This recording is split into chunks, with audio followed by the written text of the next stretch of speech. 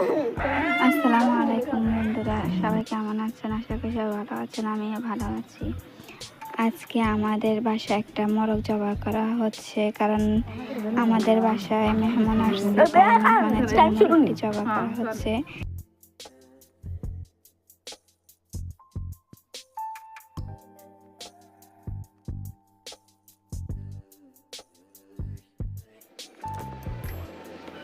মোরগটি জবাই করা হয়ে গেছে, এখন চলে যাও পানি গরম করার জন্য।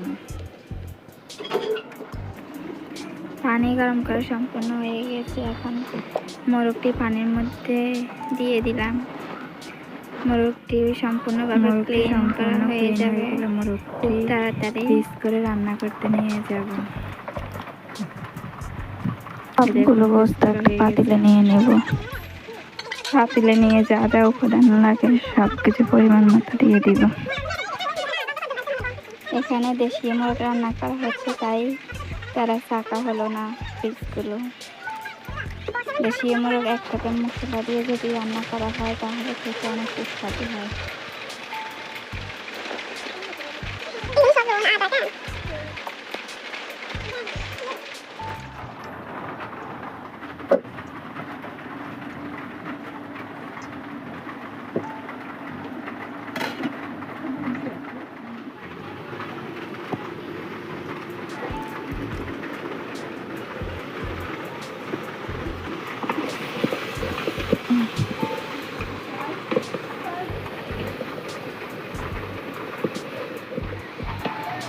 দেখুন কি সুন্দর একটা কালার চলে আসছে।